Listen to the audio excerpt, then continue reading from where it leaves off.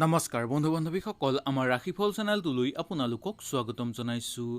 2021 চনত ভাগ্য খোল খাব এই 3 ৰাশি লোকৰ।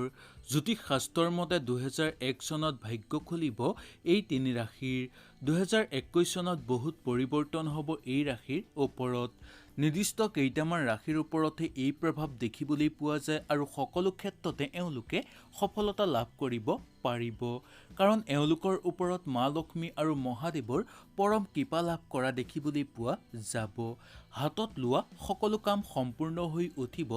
জীৱনত সুখ শান্তি বৃদ্ধি পাব।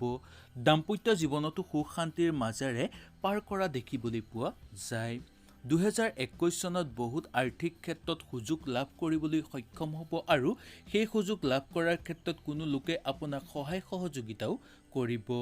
যোনসকল লোকে ব্যৱসায়িক বাণিজ্য কৰে তেওঁলোকেও সফলতা লাভ কৰিব পৰা দেখিবলৈ পোৱা যায়। চাকৰিয়ালসকলেও পদোন্নতি লাভ কৰিব পাৰিব। নতুন কামৰ সুযোগ আপোনালোকে বিচাৰি পাব।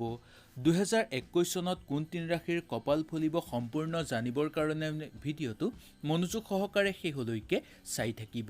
আৰু ভিডিঅ'টো ভাল লাগিলে আপোনালোকে লাইক এটা কৰি আৰু আপোনালোকৰ বন্ধুবৰ্গৰ লগত শ্বেয়াৰ কৰি আমাক মনোবল বঢ়াব। আৰু যদি আপোনালোকৰ ৰাশিটোৰ বিষয়েও আপোনালোকে জানিব বিচাৰে তেনেহ'লে মোক আপোনালোকে তলত কমেণ্ট কৰি জনাব পাৰে।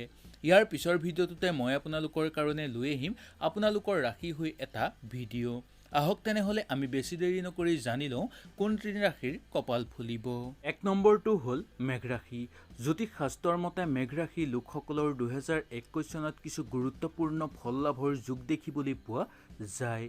কাৰণ এই নতুন বছৰত আপুনি নিজকে প্ৰতিষ্ঠিত কৰিব পাৰিব যিকোনো ক্ষেত্ৰত। এই সময়ত মানসিক অশান্তিৰ পৰা মুক্ত হ'ব। ঘৰুৱা কণ্ডলো কিছু পৰিমাণে কমি আহিব আৰু আপোনাৰ এলাহ ভাবো আঁতৰি কোনো কামত যোগদান কৰাৰ সম্ভাৱনা দেখিবলৈ পোৱা যায়। শৰীৰৰ মন বহুত ভাল হৈ থকা দেখিবলৈ পোৱা যাব। পাৰিবাৰিক ক্ষেত্ৰত আপোনালোকৰ সুখ হ'ব। চাকৰিৰ জীৱনত সফলতা লাভ কৰিব পাৰিব আৰু চাকৰিয়ালসকলে সহকৰ্মীৰ লগতো আনন্দময় হিচাপে দিনবোৰ অতিবাহিত কৰিব পাৰিব। 2021 চনত বিবাহৰ কাৰণে অতিকৈ শুভ বুলি ক'ব পাৰি যদিও কিছুমান অসুবিধা আহিলেও সেই অসুবিধাবোৰ নিজেই সমাধান কৰি ল'ব আপোনালোকে সুন্দৰভাৱে পাৰিব। জীৱন সংগীৰ বাবে ৰৈ থকা লোকসকল বা প্ৰেমৰ অপেক্ষাত ৰৈ থকা লোকসকলৰ কাৰণে মধ্যম ফল লাভৰ যোগ দেখিবলৈ পোৱা যায়। 2 নম্বৰ ৰাশিটো হ'ল মকৰ ৰাশি। মকৰ ৰাশিৰ জাতক জাতিকাসকলৰ এই বছৰ আপোনালোকৰ অতি গুৰুত্বপূৰ্ণ হৈ পৰিব পাৰে কিছু দিন। 2021 চনৰ চাকৰিৰ লগে লগে পাৰিবাৰিক ক্ষেত্ৰতো আপোনালোকৰ আনন্দময় হিচাপে পাৰ হ'ব। এই বছৰ প্ৰেমত বহুত ভাল দেখিবলৈ পোৱা যায়। মনে বিচৰা সংগী আপোনালোকে বিচাৰি পাব। এই বছৰ জীৱনত কিছু শুভ পৰিৱৰ্তন ঘটিব পাৰে আৰু তাৰ ফলত আপোনালোকৰ বহুত ক্ষেত্ৰত উন্নতি সাধন কৰা দেখিবলৈ পোৱা যাব। 2021 চনটো মকৰ ৰাশি লোকসকলৰ কেৰিয়াৰৰ কাৰণে বহুত ভাল বুলি ক'ব পৰা যায়। যদিও অলপ চকু ৰাখিব লাগিব কেৰিয়াৰ নিৰ্বাচন কৰাৰ ক্ষেত্ৰত। পাৰিবাৰিক দিশত সন্মান বাঢ়িব আৰু সামাজিক ক্ষেত্ৰতো সুসন্মান বঢ়াৰ সম্ভাৱনা দেখিবলৈ পোৱা যায়।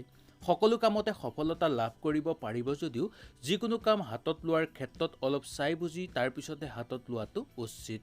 মামলা মোকদ্দমাৰ লগত জড়িত লোকসকলৰ কাৰণে বহুত ভাল হ'ব আৰু জয়ৰ সম্ভাৱনা দেখিবলৈ পোৱা যাব। 3 নম্বৰ ৰাশিটো হ'ল কৰ্কট ৰাশি। কৰ্কট ৰাশিৰ বন্ধু বান্ধৱীসকলৰ এই নতুন বছৰৰ কৰ্কট ৰাশিৰ বন্ধু বান্ধৱীসকলৰ কোনো লোকে সহায় সহযোগিতা আপোনাক কৰিব পাৰে। এইবাৰ সকলো ধাৰৰ পৰা আপোনালোকে মুক্ত হৈ পৰিব। ঘৰত আপোনালোকৰ সম্পদ লাভৰ সম্ভাৱনা দেখিবলৈ পোৱা যায়। নতুনকৈ যদি কিবা মূল্যৱান সম্পদো ক্ৰয় কৰিব বিচাৰে বা গাড়ী মটৰ যদি ক্ৰয় কৰিব বিচাৰে বা ক্ৰয় কৰিবলৈ চেষ্টা কৰে তেনেহ'লে সুন্দৰভাৱে পাৰিব। এই বছৰ একো ক্ষতি নহ'ব বুলিও আপোনালোকে থিৰাং কৰি ল'ব পাৰে। তথাপিও কিছু ক্ষেত্ৰত আপোনালোকে সাৱধানতাও অৱলম্বন কৰিবলগীয়া হ'ব পাৰে। অৰ্থ লাভৰ কাৰণে নতুন কাম আপোনালোকে বিচাৰি পাব। একমাত্ৰ কৰ্মত আপোনালোকে মনোযোগ দিয়াটোৱেই দৰকাৰ। কৰ্কট ৰাশিৰ লোকসকলৰ চাকৰিৰ ক্ষেত্ৰত আপোনালোকৰ পদোন্নতিৰ সম্ভাৱনা দেখিবলৈ পোৱা যাব পাৰে আৰু অক্টোবৰ মাহৰ পৰা আপোনালোকৰ চাকৰিৰ বদলিৰ সম্ভাৱনাও দেখিবলৈ পোৱা যায়।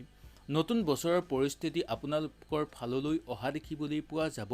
শিক্ষাৰ ক্ষেত্ৰতো এইবাৰ আপোনালোকৰ বহুত ভাল। প্ৰেমৰ সম্পৰ্ক ভালে ৰাখিবলৈ চেষ্টা কৰিব লাগিব আপোনালোকে। যিকোনো ক্ষেত্ৰত সফলতা লাভ কৰিব পাৰিব আৰু আনৰ সহায়ে আপোনালোকক এইবাৰ বেছি আগুৱাই লৈ যোৱা দেখিবলৈ পোৱা যাব পাৰে। যদি আপোনালোকৰ ৰাশিকেইটাৰ বিষয়ে আপোনালোকে সুন্দৰভাৱে জানিব বিচাৰে তেনেহ'লে আপোনালোকৰ নামটো বা আপোনালোকৰ ৰাশিটো মোক তলত কমেণ্ট কৰি জনাবলৈ একেবাৰে নাপাহৰিব। ইয়াৰ পিছৰ ভিডিঅ'টোতে মই আপোনালোকৰ কাৰণে লৈ আহিবলৈ চেষ্টা কৰিম সেই ৰাশিকেইটাৰ ভিডিঅ'। আৰু এই ৰাশিকেইটাৰ যদি কিবা বেয়া বিষয়ে আপোনালোকে জানিব বিচাৰে তেনেহ'লেও আপোনালোকে মোক তলত কমেণ্ট কৰি জনাব পাৰে। তেতিয়াহ'লে আজিলৈ আপোনালোকৰ ওচৰৰ পৰা বিদায় লৈছোঁ। নমস্কাৰ।